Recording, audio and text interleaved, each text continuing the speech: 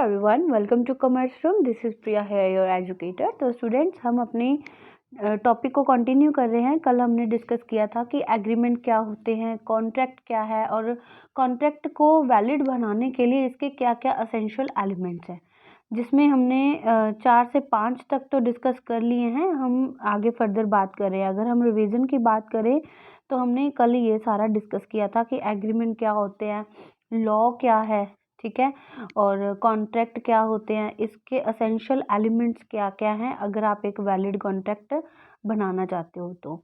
और उसके बाद हमने lawful consideration, capacity to contract, free consent, यहाँ तक हमने किया था। आज हम आगे बात कर रहे हैं। तो शुरू करते हैं हमारी आज की क्लास लॉफुल ऑब्जेक्ट के साथ। तो हमारा नेक्स्ट पॉइंट है, किसी भी एग्रीमेंट को वैलिड कॉन्ट्रैक्ट बनाने के लिए एसेंशियल एलिमेंट है लॉफुल ऑब्जेक्ट। आपका जो ऑब्जेक्ट है वो लॉफुल होना चाहिए, must be lawful. Section 23 Indian contract act 1872 क्या कहता है कि जो ऑब्जेक्ट है वो लॉफुल कंसीडर्ड किया जाएगा। कब तक? जब तक वो फॉरबिडन बाय लॉ नहीं है, फ्रॉडलेंट नहीं है, या किसी भी तरह की किसी को हार्म नहीं करता, किसी को इंजरी नहीं है, ठीक है, इंजरी नहीं होती है, किसी की प्रॉपर्टी को नुकसान नहीं हो सकता, इमोरल नहीं है, आपका अपोज्ड नहीं है पब्लिक पॉलिसी के, वो सारी चीज़ें जो कि कानूनी तौर पर मना की गई हैं, वो सारी की सारी क्या है, अनलॉफुल है। अनलॉफुल आपका ऑब्जेक्टिव नहीं होना चाहिए, आपका ऑब्जेक्टिव लॉफुल होना चाहिए। अगर आपका ऑब्जेक्टिव लॉफुल रहेगा तो ही आप एक वैलिड कॉन्ट्रैक्ट बना सकते हो, ठीक है। तो जैसे यहाँ पे एक एग्जांपल है, ए ने अपना फ्लैट है जो लेट आउट किया है बी को, जो कि एक प्रोस्टिट्यूट है। तो ये उसको पता है, अगर वो यूज़ करेगा तो इमोरल पर्पजेज के लिए यूज़ करेगा बी, ठीक है। तो ये जो आपका एग्रीमेंट है ए और बी का, इसके बीच में ये वॉइड हो जाएगा। क्या हो जाएगा? वॉइड हो जाएगा। क्यों? क्योंकि ये असेंशियल एलिमेंट को फुलफिल नहीं करता। इनका जो ऑब्जेक्टिव है वो लॉफुल नहीं है। आपका जो ऑब्जेक्टिव है वो हमेशा लॉफुल होना चाहिए, जिसके लिए जो लॉ है वो इन्फोर्स करेगा, वो ही आपका जो एग्रीमेंट है वैलिड कॉन्ट्रैक्ट बनेगा। जो चीज़ गलत होगी लॉ उसको इन्फोर्स थोड़ी करेगा। जो कि लॉ के अगेंस्ट होगी, वो अनलॉफुल होगी, तो वो कभी भी वैलिड कॉन्ट्रैक्ट नहीं बन पाएगा, ठीक है। आई होप यहाँ तक आपको क्लियर होगा। नेक्स्ट है not to be, not declare to be void. वो वॉइड डिक्लेयर नहीं होना चाहिए, ठीक है। कभी कभी जो ऐसे एग्रीमेंट्स हो सकते हैं जो कि एक्सप्रेसली डिक्लेयर्ड है कि वॉइड है, इसको नहीं करना है। अगर आप वो करोगे तो वो सिंपल सी बात है, आपका वैलिड कॉन्ट्रैक्ट नहीं बन पाएगा। To be a contract the agreement must not have been expressly declared void. जो चीज़ें साफ साफ मना है, जो चीज़ें साफ साफ हमें पता है कि अगर ऐसे करेंगे तो वॉइड है, वॉइड होंगी मतलब इन्फोर्सेबल बाय लॉ नहीं होगी, तो वो आपका जो एग्रीमेंट है कभी भी लॉफुल वैलिड कॉन्ट्रैक्ट नहीं बनाएगा, ठीक है।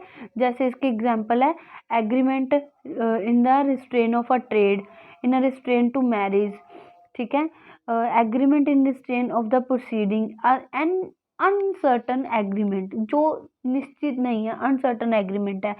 ट्रेड को जो रोकता हो, या किसी को मैरिज करने से रोकना, किसी के साथ ऐसा बिजनेस, ऐसे एग्रीमेंट में आना कि मैं तुम्हें इतने पैसे दूंगा कि तुम यहाँ पे अपना बिजनेस नहीं करोगे, यहाँ पे सिर्फ और सिर्फ मैं ही बिजनेस करूँगा, तो ये चीज़ें नहीं होनी चाहिए। ये चीज़ें वॉइड हैं। अगर चीज़ें वॉइड हैं, अगर आप फिर भी उस कॉन्ट्रैक्ट को, उस एग्रीमेंट को करोगे, तो वो कभी भी आपका वैलिड एग्रीमेंट, वैलिड कॉन्ट्रैक्ट नहीं होगा, इन्फोर्सेबल बाय लॉ नहीं होगा। जैसे एग्जांपल दी हुई है, ए ने एग्री किया पे करने के लिए 50 लाख रुपीज़ वाई को, और उसको क्या बोला, वाई पूरी लाइफ में मैरिज नहीं करेगा, और वाई ने इस ऑफर को एक्सेप्ट भी कर लिया। यहाँ पे रिस्ट्रेन टू मैरिज है, तो ये एग्रीमेंट क्या होगा, आपका वॉइड होगा, ये कभी भी इन्फोर्सेबल नहीं होगा, ठीक है। आई होप यहाँ तक आपको क्लियर होगा। नेक्स्ट है certainty of meaning. To be a contract agreement must not be vague. ये वेग नहीं होना चाहिए, इसका एक सर्टन मीनिंग होना चाहिए, क्लियर होना चाहिए दोनों पार्टीज को। अगर ये क्लियर नहीं है, सर्टन नहीं है, निश्चित नहीं है कि होगा ही होगा, तो ये कभी भी इन्फोर्स नहीं होगा, otherwise it can't be enforced. For example, A agree to sell a cloth to be, but it is not clear what kind of cloth, किस तरह का कपड़ा उसको बेचना है, कितना बेचना है, और how much cloth is intended to be sold, कितना वो बेचना चाहता है।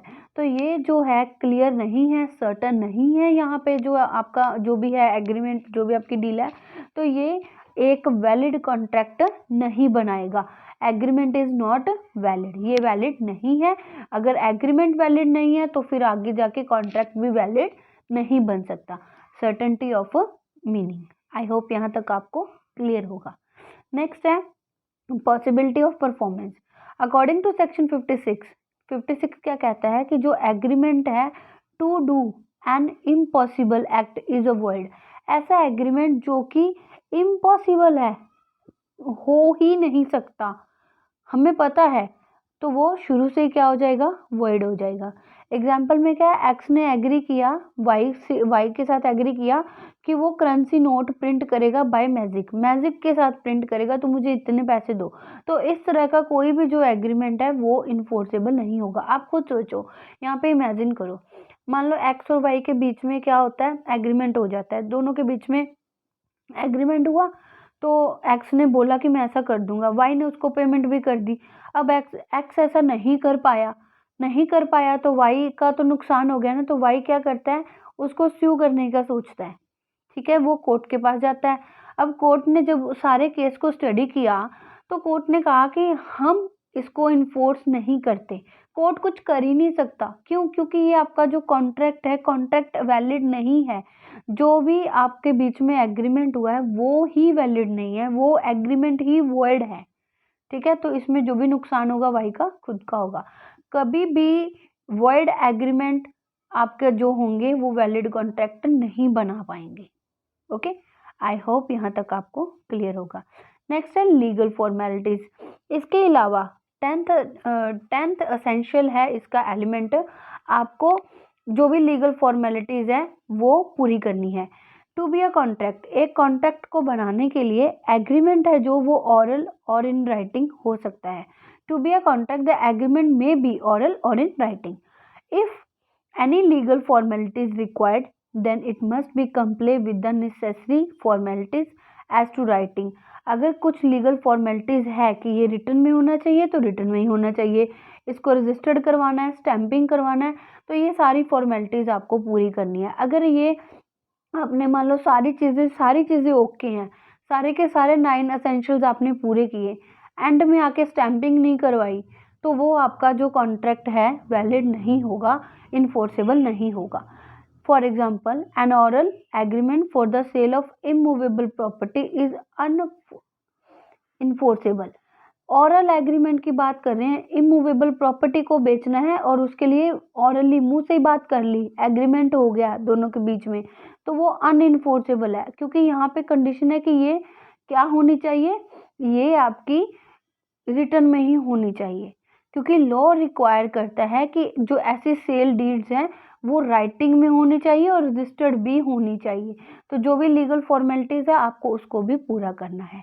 तो जितने भी एलिमेंट्स आपको ऊपर बताए गए हैं 1 to 10, वो सारे के सारे होने जरूरी हैं एक वैलिड कॉन्ट्रैक्ट को बनाने के लिए।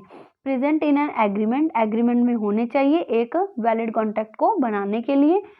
If any of them is missing, अगर उनमें से कोई एक भी मिसिंग होता है तो agreement will not be enforceable by law, agreement enforceable नहीं होगा। तो हम ये कह सकते हैं, we can say that all the agreements are contracts, सारे के सारे एग्रीमेंट्स कॉन्ट्रैक्ट्स हो सकते हैं, but all the contracts are agreements, oh sorry मैंने कुछ गलत मिसरीड कर लिया। We can say that all the agreements are not contracts। सारे के सारे एग्रीमेंट्स कॉन्ट्रैक्ट्स नहीं होते, लेकिन सारे के सारे कॉन्ट्रैक्ट्स एग्रीमेंट्स जरूर होते हैं। खुद ही सोचो, एग्रीमेंट किया, उनमें से एक कंडीशन पूरी नहीं हो रही, मान लो 10th वाली कंडीशन, 10th वाला एलिमेंट है वो ही पूरा नहीं हुआ, अब ये एग्रीमेंट तो है लेकिन कॉन्ट्रैक्ट नहीं बन पाया।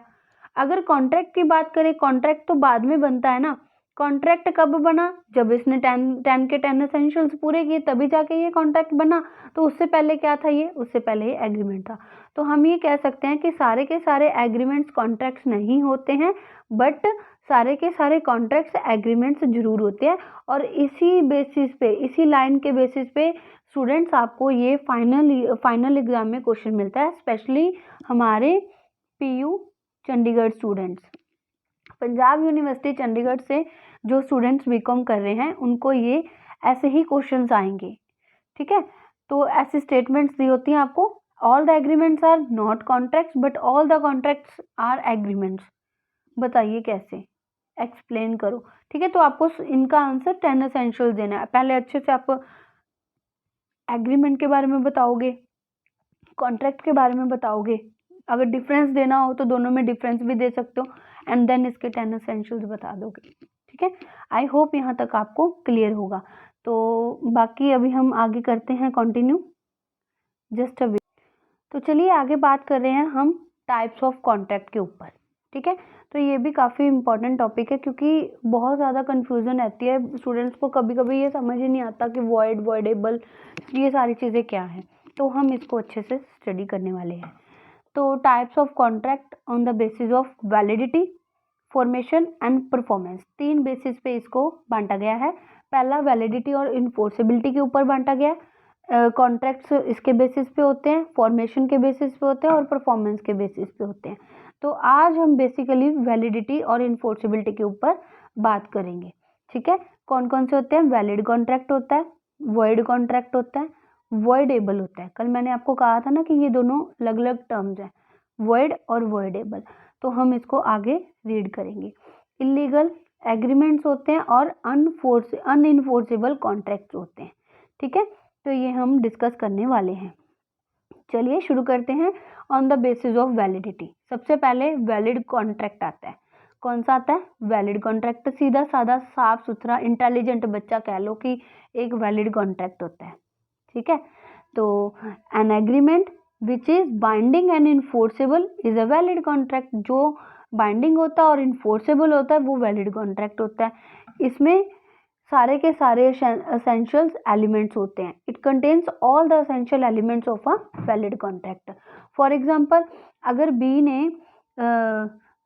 ए ने बी को कहा if he wants to buy his bike for ₹10,000 और बी ने एग्री कर दिया, ए ने ऑफर किया और बी ने उस ऑफर को एक्सेप्ट कर लिया, तो it is a agreement which is enforceable by law. अब वो बाइक बेचना चाहता है, सारे के सारे एसेंशियल्स आपने पढ़े हैं, ऑफर होना चाहिए, एक्सेप्टेंस होना चाहिए, 2 पार्टीज भी हैं, देन लॉफुल ऑब्जेक्टिव है, देन कंसल्टेशन भी हो रही है, बाकी सारी चीज़ें भी हैं।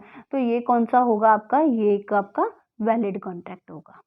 ठीक है, नेक्स्ट है void contract. Section 2J states क्या कहता है, क्या बताता है? वॉइड कॉन्ट्रैक्ट कौन से होते हैं? A contract which ceases to be enforceable by law becomes void. ठीक है, when it ceases to be enforceable, जब ये एग्रीमेंट को सीज करता है कि उसकी वजह से इन्फोर्स, जब किसी भी एग्रीमेंट को इन्फोर्स नहीं किया जा सकता, जो इन्फोर्सेबल नहीं होता है, वो वॉइड कॉन्ट्रैक्ट होता है। जो इन्फोर्सेबल नहीं होता है वो वॉइड कॉन्ट्रैक्ट होता है, बस इतना समझ लो।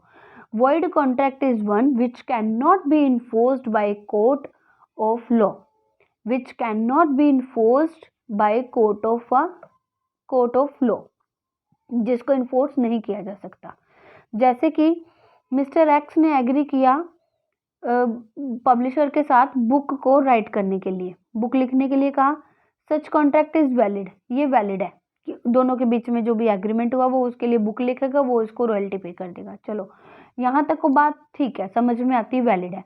But after few days X dies in an accident, जो पब्लिशर था हमारा, पब्लिशर ने जो हमारा राइटर था, एक्स था, उसकी एक्सीडेंट में डेथ हो जाती है। तो ये जो कॉन्ट्रैक्ट है अब पूरा ही नहीं हो सकता, इम्पॉसिबल है, पॉसिबिलिटी नहीं है यहाँ पे परफॉर्म करने की, परफॉर्मेंस की पॉसिबिलिटी नहीं है ना, तो ये अब यहाँ पे क्या हो गया? ये वॉइड हो गया due to impossibility of performance. Performance के कारण परफॉर्मेंस नहीं हो सकती, क्योंकि जिस बंदे ने परफॉर्म करना था he is no more, then इस कॉन्ट्रैक्ट को अब कोई भी पूरा नहीं कर सकता। अगर कोई करेगा तो नया बंदा करेगा ना, तो उसके साथ जो कॉन्ट्रैक्ट था वो खत्म हो गया, वो वॉइड हो गया। तो इस तरह के कॉन्ट्रैक्ट जो कि इन्फोर्सेबल नहीं होते हैं कोर्ट के द्वारा, वो हमारे वॉइड कॉन्ट्रैक्ट होते हैं। अ valid contract valid contract cannot be performed because of some uncalled happening becomes void। एक वैलिड कॉन्ट्रैक्ट था, एक वैलिड कॉन्ट्रैक्ट जिसको अब परफॉर्म नहीं किया जा सकता, तो वो वैलिड कॉन्ट्रैक्ट क्या बन गया, वो void बन गया। ठीक है, आई होप यहाँ तक आपको क्लियर होगा। चलो अभी एक और एग्जांपल है, देखो क्या कहा है। ए ने कॉन्ट्रैक्ट किया बी के साथ, जो कि फैक्ट्री का ओनर है, 10 टन शुगर सप्लाई करने के लिए, बट सप्लाई से पहले ही उस फैक्ट्री में आग लग जाती है, जिसकी वजह से सब कुछ डिस्ट्रॉयड हो जाता है। अब यहाँ जो परफॉर्मेंस है वो पूरी नहीं हो सकती, सब कुछ डिस्ट्रॉयड हो गया, तो ये कॉन्ट्रैक्ट आपका क्या बन गया, वॉइड बन गया। ठीक है, वॉइड कॉन्ट्रैक्ट हो गया आपका। It may be added by the way of a clarification here that when a contract is void. Contract कब वॉइड होता है, it is not a contract at all, ये एक तरह का कॉन्ट्रैक्ट नहीं है, बस एक पर्पज है आइडेंटिफाई करने के लिए हम इसको वॉइड कॉन्ट्रैक्ट कह देते हैं, क्योंकि ये कॉन्ट्रैक्ट नहीं रहा है। क्लैरिफिकेशन यही है इसकी कि ये कॉन्ट्रैक्ट नहीं रहा, लेकिन फिर भी इसको आइडेंटिफाई करने के लिए कि जो परफॉर्म नहीं हो सकता, पूरा नहीं हो सकता, तो वो अब क्या बन चुका है, वो वॉइड बन चुका है। आई होप यहाँ तक आपको क्लियर होगा स्टूडेंट्स। वॉइड कॉन्ट्रैक्ट हो गया आपका। तो आगे बात कर रहे हैं हम वॉइडेबल कॉन्ट्रैक्ट की। वॉइडेबल कॉन्ट्रैक्ट क्या है, सेक्शन 2 सबसेक्शन आई डिफाइन करता है वो एग्रीमेंट जो कि इन्फोर्सेबल बाय लॉ है eight the opinion of one और मोर पार्टीज, बट अदर पार्टीज के लिए नहीं है। वो कौन से कॉन्ट्रैक्ट होंगे, वो वॉइडेबल कॉन्ट्रैक्ट होंगे। अब देखो, ए और बी दो पार्टीज हैं। मैंने आपको कल कहा था कि जो आपकी कंसेंट है वो फ्री होनी चाहिए। अगर किसी एक पार्टी की कंसेंट फ्री नहीं है, तो उसकी ओर से, उसके पॉइंट ऑफ व्यू से ये जो कॉन्ट्रैक्ट है वो वैलिड नहीं है, वो इन्फोर्सेबल नहीं होना चाहिए। क्यों, क्योंकि उसकी कंसेंट है जो यहाँ पे फ्री नहीं है। इसका क्या मतलब हुआ, जब एक पार्टी है, one of the parties to the agreement is in a position or is a legally entitled or authorized to avoid performing his part। जब दोनों पार्टीज में से एक पार्टी के पास ऐसा राइट है, ऐसी पोजीशन में है, उसके पास अथॉरिटी है कि वो अपना पार्ट है जो वो अवॉइड करे परफॉर्म करने के लिए, उसको अगर उसकी कंसेंट फ्री नहीं है, वो नहीं करना चाहता, तो उसके पास ये राइट है कि वो अवॉइड कर सकता है अपनी परफॉर्मेंस को। ठीक है, तो वो जो कॉन्ट्रैक्ट होगा, वो कॉन्ट्रैक्ट जब वो ऐसा बोल देता है कि मेरी, बाद में अगर ये क्लियर कर देता है कि मेरी इसमें कंसेंट फ्री नहीं है, तो वो क्या बन जाएगा कॉन्ट्रैक्ट आपका, वो वॉइडेबल बन जाएगा। ठीक है, such a right might arise from the fact that the contract may have brought about by one of the parties by coercion। ये कोर्शन के द्वारा हुआ है, अनड्यू इन्फ्लुएंस के साथ हुआ है, फ्रॉड हुआ है, मिसरिप्रेजेंटेशन हुई है, और जो अदर पार्टीज है जिसके साथ ये सब कुछ हुआ है, उसके पास राइट है इसको वॉइडेबल कॉन्ट्रैक्ट ट्रीट करने का, पूरा पूरा राइट है उसके पास। ठीक है, जैसे यहाँ पे एग्जाम्पल में क्या बताया आपको, एक्स ने प्रॉमिस किया स्कूटर सेल करने के लिए वाई को 1 लाख रुपीज का। However the consent of X has been procured by Y at a gun point. Gun point पे ये उसने कंसेंट ली है, तो जो एक्स है aggrieved party, and the contract is voidable. Contract void है एक्स की ओर से, क्यों, क्योंकि उसकी जो है कंसेंट फ्री नहीं है। ठीक है, एक चीज का ध्यान रखना, अगर एक्स ने ये चीज बाद में क्लियर नहीं करी है कि उसकी कंसेंट फ्री नहीं थी, मतलब कॉन्ट्रैक्ट के पूरा होने से पहले पहले अगर उसने ये चीज क्लैरिफाई नहीं करी है, अपने राइट को एक्सरसाइज नहीं किया है, तब तक ये वैलिड कॉन्ट्रैक्ट ही रहेगा। अगर वो अपने राइट को एक्सरसाइज करता है, वो इस कॉन्ट्रैक्ट को रोकना चाहता है, पूरा नहीं होने देना चाहता, तो ही ये कॉन्ट्रैक्ट क्या बनेगा, वॉइडेबल बनेगा। ठीक है, आई होप यहाँ तक आपको क्लियर होगा। वॉइड कॉन्ट्रैक्ट और वॉइडेबल कॉन्ट्रैक्ट में क्या डिफरेंस है, ये देख लेते हैं।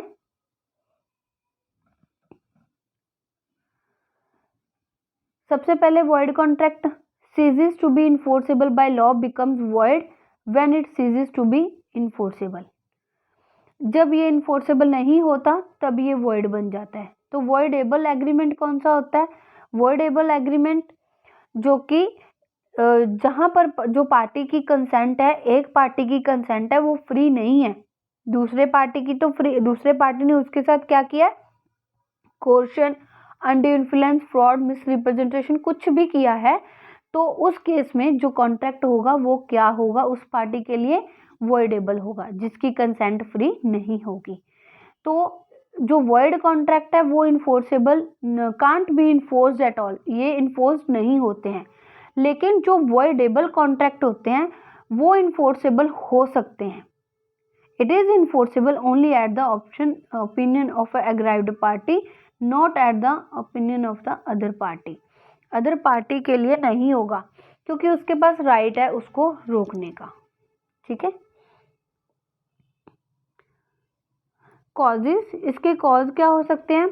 वॉइड क्यों हुआ? क्योंकि चेंज हो गया लॉ में, कह लो ये हो गया सर्कमस्टेंसेस, कुछ भी हालात ऐसे हैं जिसके कारण जो पार्टीज है वो कॉन्ट्रैक्ट को पूरा नहीं कर सकते हैं, तो वो वॉइड बन गया। लेकिन यहाँ पे जो पार्टी की कंसेंट है वो फ्री नहीं है। तो सिंपल सी बात है, वॉइड में आपने परफॉर्मेंस को ध्यान में रखना है, इसकी परफॉर्मेंस नहीं हुई, पूरा नहीं हो सकता है, और इसमें कंसेंट को ध्यान में रखना है। Performance of the contract, void contract can't be performed, void contract को परफॉर्म नहीं किया जा सकता, तभी तो वो वॉइड बना। लेकिन जो वॉइडेबल कॉन्ट्रैक्ट है, अगर जो एग्राइव्ड पार्टी है does not within the reasonable time exercise his right to avoid the contract, अगर विद इन रीजनेबल टाइम अगर उसने अपने राइट को एक्सरसाइज नहीं किया उस कॉन्ट्रैक्ट को अवॉइड करने के लिए, तो ये जो कॉन्ट्रैक्ट है परफॉर्म हो जाएगा। तो कहने का मतलब within the reasonable time aggrieved party को अपने राइट को एक्सरसाइज करना चाहिए। अगर वो नहीं करते तो वो इन्फोर्स हो जाएगा, क्योंकि कोर्ट को या किसी और को नहीं पता है कि आपकी कंसेंट फ्री नहीं थी। आपको ये बताना पड़ेगा समय रहते, आपको रीजनेबल टाइम के बीच बीच आपको बताना पड़ेगा कि आपकी कंसेंट फ्री नहीं थी, आप ये कॉन्ट्रैक्ट नहीं करना चाहते हैं, तो आपकी जो परफॉर्मेंस है वो नहीं होगी। Any party can sue the other for claiming the performance of the contract. Okay, then rights, void contract में कोई भी legal remedy या right वगैरह कुछ भी नहीं होता, doesn't grant any legal remedy to the party, लेकिन इसमें होता है क्योंकि यहाँ पर जो बंदे की कंसेंट है वो फ्री नहीं है, उसके पास राइट है, वो कॉन्ट्रैक्ट को रोक सकता है, रिसाइन कर सकता है with in the reasonable time. I hope यहाँ तक आपको क्लियर होगा। चलो आगे बात कर रहे हैं इनलीगल कॉन्ट्रैक्ट के बारे में। अब इनलीगल तो आपको पता ही होगा, लीगल जो कानून की लिमिट्स के बीच बीच में हो, और इनलीगल जो कि लॉ से फॉरबिड्स हो। ठीक है, जो लॉ जिसकी परमिशन नहीं देता है, वो सारे के सारे जो कॉन्ट्रैक्ट्स होंगे वो क्या होंगे? इनलीगल होंगे। All illegal agreements are void, सारे के सारे इनलीगल एग्रीमेंट्स क्या होते हैं? वॉइड होते हैं। But all void agreements are not illegal. इसी लाइन के बेसिस पे स्टूडेंट्स आपको क्वेश्चन बन सकता है, B Com students, all illegal agreements are void, सारे के सारे जो इलीगल एग्रीमेंट्स है वो वॉइड है। वॉइड कब होता है? जब उसकी परफॉर्मेंस नहीं हो सकती, जब आपका जो ऑब्जेक्टिव है वो इलीगल है तो आप उसको परफॉर्म नहीं करोगे, उसको नहीं करना है, तो वो वॉइड है। लेकिन जो वॉइड एग्रीमेंट होते हैं जरूरी नहीं है कि वो सारे के सारे इलीगल हो, इलीगल वाले तो सारे के सारे वॉइड है, लेकिन सारे वॉइड सारे के सारे इलीगल नहीं होते हैं। ठीक है, तो देखते हैं इलीगल कौन से होंगे? जो कि पब्लिक पॉलिसी के अगेंस्ट होंगे, लॉ के अगेंस्ट होंगे, तो वो सारे होते हैं।